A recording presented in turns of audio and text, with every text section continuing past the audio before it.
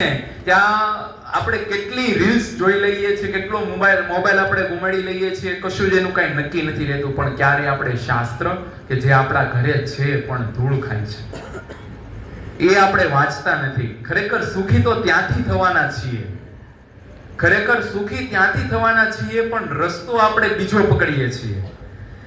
અને એ બધી વસ્તુ તમે અઠવાડિયે અહીંયા આવો ને તો તમને એ બધું તમને શીખવા મળે, અને એ શીખવાથી હજી તો આપણી જીવનની શરૂઆત છે. પછી આપણા દીકરા દીકરીઓ થશે, એમને જો સંસ્કાર ક્યાંથી આપણામાં વ્યસન હશે અને મોઢામાં માવો હોય ને કે તું માવો નહીં ખાતો, તું આમ નહીં કરતો, પપ્પા તમે કેમ ખાવ છો, તમારું થૂક તમારી મોઢા ઉપર ઉડે છે.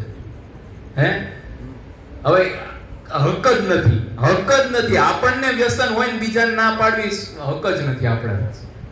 કારણ કે આપણે પેલા ન કરતા હોય ને, ભગવાન બુદ્ધે આપણે ઓલી ગોળ વાળી વાર્તા સાંભળી છે ને, પોતે ભગવાન હતા છતાં પણ એને શું કર્યું, એમની પાસે કોઈ પછી 15 દિવસ પછી આવ્યા ને તો કીધું ભાઈ હવે તું ગોળ બહુ નહીં ખાતો, બસ એમ કઈ તમને એને છૂટા કરી દીધી. કે એની માતા પૂછે 15 દિવસ પહેલા આ જ એમ આપણામાં વ્યસન હશે, બરાબર, તો પછી આપણે બાળકોને કેમ કહીશું? આપણને જમીને જો અત્યારે કેવું છે, અત્યારે સાંજે આવ્યા ઘરે, જમીન ક્યાં?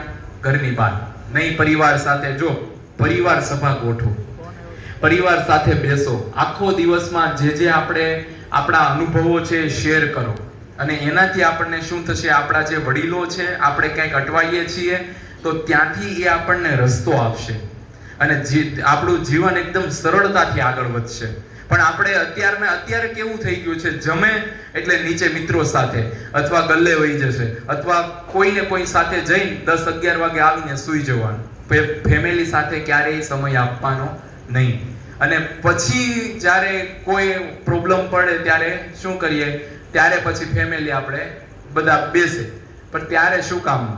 પહેલેથી જ વ્યવસ્થિત રીતે આપણે પરિવાર સભા કરતા આગળ વધતા હોય. કારણ કે જીવન જીવવાની રીત હોય, જીવન જીવવાની રીત હોય. બાકી તો આપણે જેમ ભગવાન દયાળુ છે, આપણને જેમ 3 ટાઈમ આપણને જમવાનું મળી રહે ને, એમ તો ભગવાન દયા કરીને આ પશુ પક્ષીઓને આપી દે છે. કોઈને કોઈ રીતે એ બિચારા એ કોઈ ભૂખા નથી રહેતા.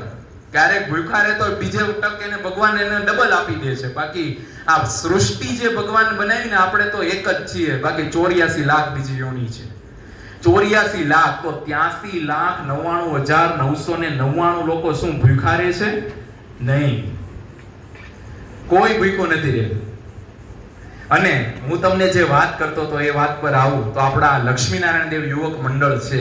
હવે જો ઘણાને એમ થાય હવે ભગવાનનું શું, મને કણમાં કંટાળો આવે, એની ધૂન ગાવી, એનું ભજન ગાવું, એ તો બધું વડીલોનું કામ છે, અમારું કાંઈ કામ નહીં, મોટી ઉંમર થશે ત્યારે ભગવાનનું ભજન કરશું.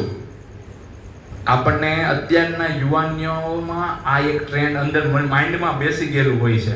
તો હું તમને એક વાત કહું, જ્યારે આપણા ઘરમાં કોઈની સિરિયસ કન્ડિશન હોય ત્યારે આ જ વિચાર રાખવાનો કે હું જ્યારે મોટી ઉંમર થશે ને મારી, ત્યારે હું ભગવાનને પ્રાર્થના કરવા જઈશ. ત્યારે કેમ ભગવાનના પગ પકડીએ છીએ? હે ભગવાન, હે પ્રભુ, તમે મારા માતાને આમ થઈ ગયું, મારા પિતાને આમ થઈ ગયું, તમે કઈક કૃપા કરો, તમે કઈક દયા કરો. ભગવાન કે ભાઈ તને ઓળખતો નથી ભાઈ, કોણ છો? તકલીફ આવે ત્યારે સામે દેખાશો, પછી ક્યારેય નથી દેખાતું.